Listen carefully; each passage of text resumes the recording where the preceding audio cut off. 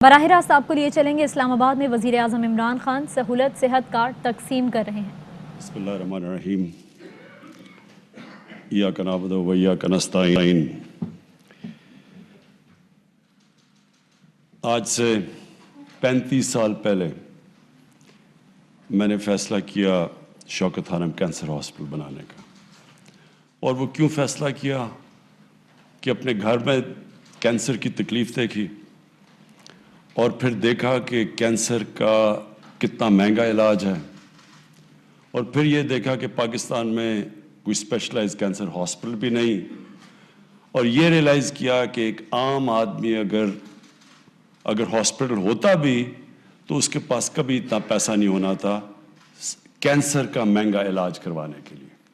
تو یہ وجہ تھی کہ پوری اگلے 10 سال میں نے اسٹرگل کی ہاسپٹل کھولنے کی، اور ہاسپٹل کھولنے کا مقصد کہ ایک ایسا ہاسپٹل ہو جس گھر میں کینسر کی تکلیف ہو وہ اس ہاسپٹل میں جا سکیں اور ان کو یہ فکر نہ ہو کہ ہمارے پاس کینسر کے مہنگے علاج کے پیسے نہیں ہیں۔ تو یہ وجہ تھی، اور جب کینسر ہاسپٹل کھلا آج سے 25 سال پہلے، تو مجھے اس کی سب سے بڑی خوشی یہ تھی، وہ بیچارے لوگ جو کبھی سوچ بھی نہیں سکتے تھے کینسر کا علاج کروانے کے لیے، وہ اس ہاسپٹل میں آج بھی آتے ہیں اور ان کا علاج مفت ہوتا ہے، اور ان کو مکمل طور پہ ایک وہ ٹریٹمنٹ ملتی ہے جو ایک طرف پیسے والے کو ٹریٹمنٹ مل رہی ہوتی ہے اور ایک طرف مفت علاج پہ ان کو ٹریٹمنٹ مل رہی ہے۔ کوئی ڈاکٹرز نرسز فرق نہیں کرتے انسانوں کے اندر، ایک ہی طرح کا علاج ملتا ہے۔ تو میں یہ سوچتا تھا تب کہ کبھی اللہ نے موقع دیا تو پاکستان میں ایک ایسا ہم سسٹم لے کے آئیں گے کہ غریب گھرانے کے اندر اگر کوئی بیماری ہوتی ہے اور ان کے پاس پیسے نہیں ہوتے تو ان کو پھر یہ فکر نہیں ہونی چاہیے کہ ایک طرف تکلیف ہے کہ گھر میں بیماری ہے اور دوسری طرف پھر اور بے بسی ہے کہ پیسہ ہی نہیں ہے اس بیماری کا علاج کروانے کے لیے۔ تو یہ ہماری تب جب میں پولیٹکس میں آیا میں نے کہا کہ اللہ ایک دن مجھے موقع دے گا تو میں یہ سب سے پہلے چیز کروں گا، اور میں جن گھروں کے اندر اس طرح کے واقعہ ہو چکے ہیں کہ گھر میں بیماری اور پیسے نہیں ہیں، وہ سب جانتے ہیں کہ میں کیا بات کہہ رہا ہوں۔ اس سے بڑی ایک گھر میں بے بسی کا عالم نہیں ہوتا، اور کینسر کے اور جتنا مہنگا علاج ہوتا ہے وہ بیچارے لوگ اپنا سب کچھ بیچ بیٹھتے ہیں، مقروض ہو جاتے ہیں، قرضے چڑھ جاتے ہیں گھر کے اوپر۔ وہ لوگ جو سفید پوش ہوتے ہیں وہ غربت کی لکیر کے نیچے چلے جاتے ہیں علاج کرواتے۔ تو یہ آج جو ہم آزاد کشمیر، آزاد جموں اور کشمیر کے لیے لانچ کر رہے ہیں ہیلتھ کارڈ، مجھے آج اس کی بہت خوشی ہے کہ 12 لاکھ خاندانوں کو ایک ہیلتھ انشورنس ملے گی، اور کوئی بھی ان کو کسی بھی کتنے 40 ہسپتال کتنے 350 ہسپتال ہوں گے پرائیویٹ اور گورنمنٹ کے سارے پاکستان میں کہ وہ جا کے اپنے ہیلتھ کارڈ سے کہیں بھی جا کے اپنا علاج کروا سکیں۔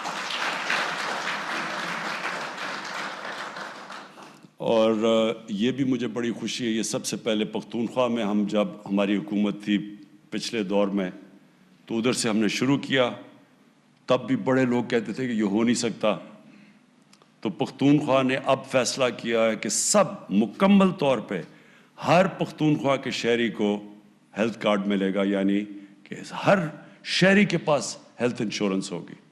پنجاب میں 60 لاکھ خاندانوں نے کو پنجاب گورنمنٹ اب تک دے چکی ہے ہیلتھ کارڈ، اور ان کی بھی کوشش ہے کہ 2021 کے آخر تک ہر خاندان کے پاس ہیلتھ کارڈ ہوگا۔